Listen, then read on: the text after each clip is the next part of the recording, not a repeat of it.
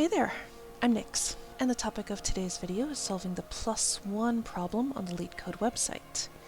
As always, solving this problem in the C++ language and giving you a detailed explanation of the entire process, from the planning of the algorithm to the coding of it, to the analysis of time and space complexities, as well as looking at the LeetCode rankings. If that sounds good to you, then stay tuned.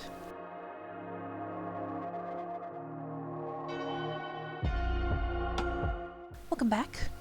Let's get to tackling this problem.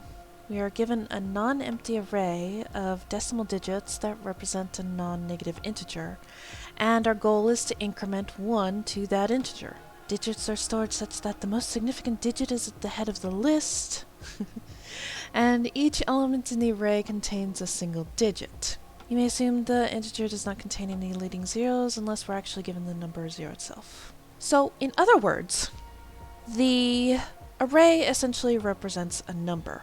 So if we're given 123, that would be represented in the array like this, where the digit in the ones place is at the end of the array, as indicated by this section of the problem explanation up here. The tens place is after that, the hundreds place is, in this case, at the very beginning because the number isn't any bigger than that. So, our goal is to turn 123 into 124. In this case, it's fairly easy. We just have to change that value at the end of the array and add 1 to it.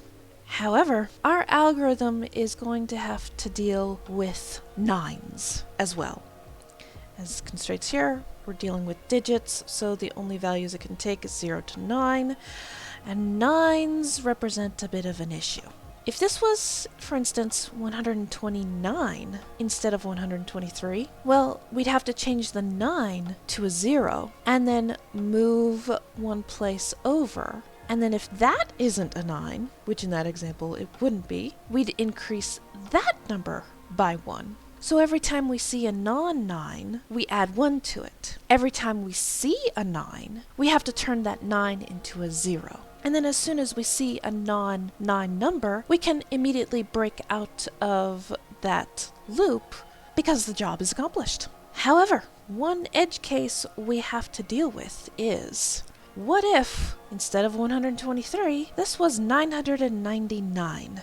Well, adding 1 to 999 gives you 1,000. So we go from a number that can be represented by an array that has a size of 3 to a number that has to be represented by an array that has a size of 4. We have to turn all of those 9s to 0s and then insert a 1 at the very beginning of the array. Now, the vector class in C++ has a nice handy-dandy function called insert that does just that. So our algorithm can have a loop at the beginning. This loop will work in reverse. It'll start at the end of the array and go to the beginning. And as we said before, if we see a 9, we turn it into a 0. If we see a non-9, we can add 1 to it and then break out of the loop.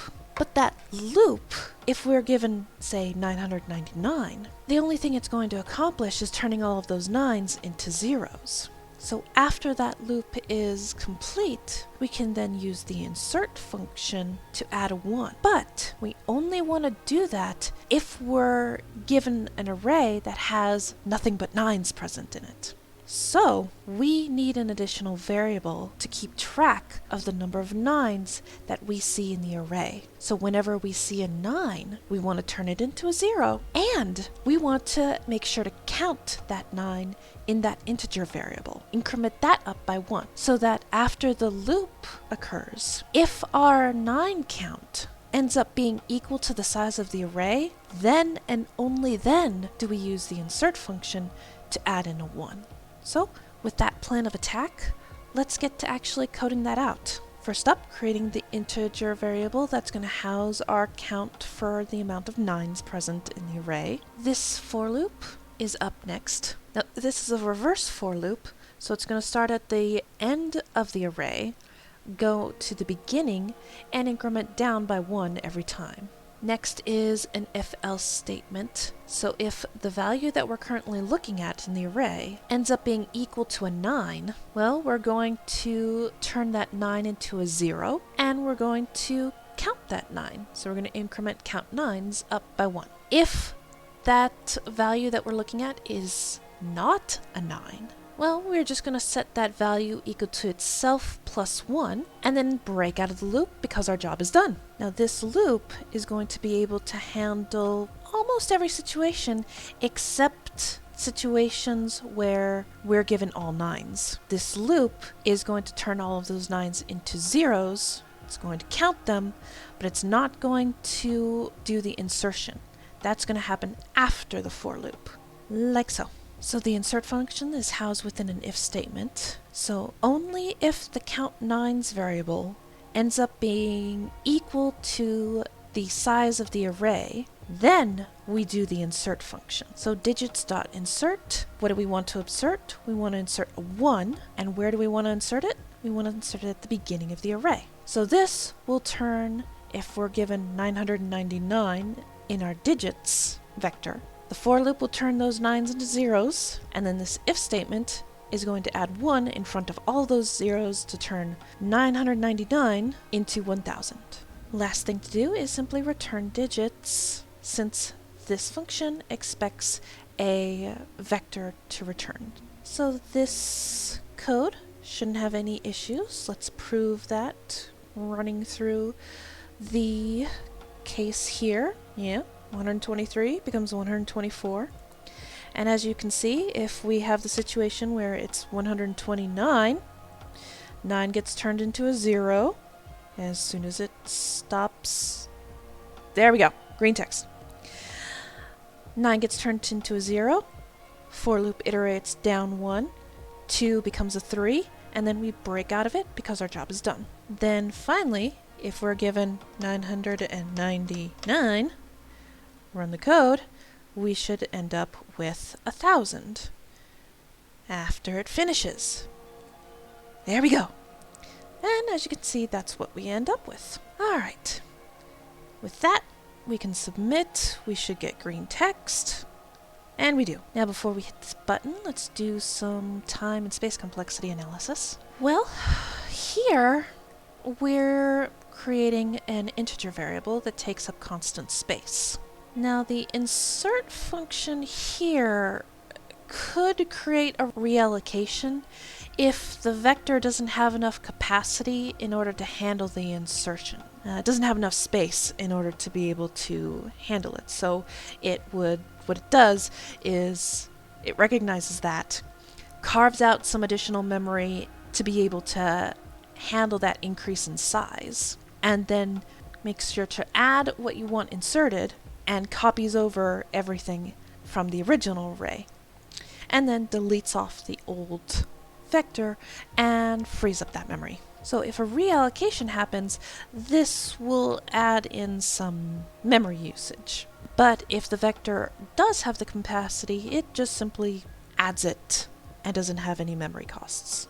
So if this doesn't need a reallocation, then this essentially would be big O of 1. It's constant space usage. If the vector that we're given does end up having to have a reallocation, it will end up having to carve out additional memory usage, and that would be dependent on the size of the array. Usually what it does is to prevent constant reallocations. If it runs out of space with the size of n, then it usually carves out additional space equivalent to double that, so it has lots of extra space to add in additional things without having to do additional reallocations. But 2n is essentially still n in magnitude, so if a reallocation happens, that would take up big O of n space. For time complexity here with the for loop, this for loop is doing constant time work, but because of the break here, usually it's not going to end up going through the full size of the array. In a worst case scenario, with the array being nothing but 9s, yeah, it will end up equaling that size, but what it really depends on, and what we can call m, is how many digits that are present in the array that it has to act on. That could be as little as 1, or it can be as much as the entire size of the array. But the variable that it depends on is not so much the size of the array, but the number of digits that it needs to do something to, that it needs to alter. So we can call that variable m. Now here, although you don't see a for loop, this insert function here, we need to take the time complexity of that into account as well. And this insert function ends up having linear time and is dependent on the size of the array. So that we can think of as having a big O of n time complexity. And this one we can think of as having a big O of m time complexity. So the entire algorithm overall would have a big O of n, where n is the size of the input array, plus m, where m is the number of digits present in said array that need to be altered. And ultimately, in terms of worst case scenario, that ends up with m essentially equaling the size of the array. So it would get to the point where m equals n, and then adding on another n, so that would be 2n, which of course we eliminate constants. So even in worst case scenario would have a big O of n time complexity. Now in the best case scenario, you never need to use this insert function, so its time complexity never comes into play. That means this for loop is the only thing that's going to dictate it, and you're left with a big O of m time complexity, and of course in best case m is equal to 1, since you only have to change one number present in the array. Worst case scenario, you are dealing with all 9s, you incur the time complexity of the for loop here, and you have to do that insert function, so you incur its time complexity dependency as well, which would be big O of m plus n, but in that case m is equal to n, so it becomes 2n, and we eliminate constants, so it becomes big O of n time complexity for worst case scenario. So those are the two takeaways and a lot of discussion to get to those two key points. Best case, big O of m, where m is equal to 1. Worst case, big O of n, where n is equal to the input size. An average case is somewhere in between, with m being potentially higher than 1 but less than n. Okay, enough discussions about time and space complexities. Let's look at the rankings. Okay, not much of a distribution for this again. And usually when things like this occurs, I've seen it ping-pong between, say, 0 milliseconds with everything here and 4 milliseconds. So essentially I lumped that together. And it doesn't register my memory usage. Very small distribution here, so not much variation in memory usage from various solutions. Okay, let's go back to the problem and see how to tweak it a bit in case you don't want to use the say insert function. You can get away with that, but you just essentially have to do some of what insert does manually, using a new vector that you create and the pushback function, or essentially adding the values to that new array in some fashion. Okay, the first changes I've made is to eliminate the count 9's integer, and thus eliminate the increment within this if statement. And instead of breaking here, we're just going to return the original array within this for loop. Next up, this is going to go away, this is going to go away, and we're going to return something new.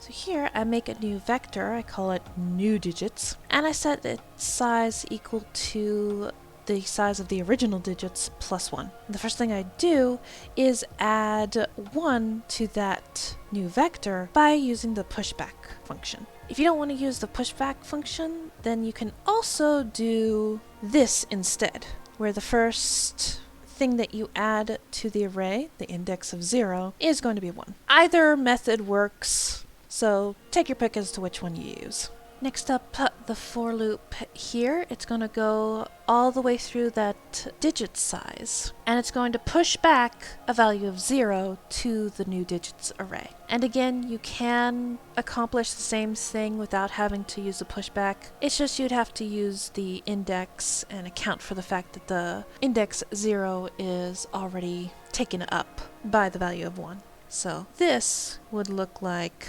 this instead, but whether you do this version or the pushback version, either one will work. Finally, we want to, instead of returning digits, we want it to return new digits instead. Now the way this is set up, this for loop is going to handle everything and be able to return the original digits, except when we're given a situation where digits consist of all 9s. In that case, we never get to the point where we ever get into this else if statement, and thus we never return digits. And this for loop exits because the index has gotten to the beginning of the array. In that case, we know we need to handle that addition of 1 into the array, and we do it by creating a new vector, going ahead and adding that 1 in front, and then adding a bunch of zeros according to the size of the original array after that one. After we do that, then we return this new digits vector that we've created. But this code only executes if this for loop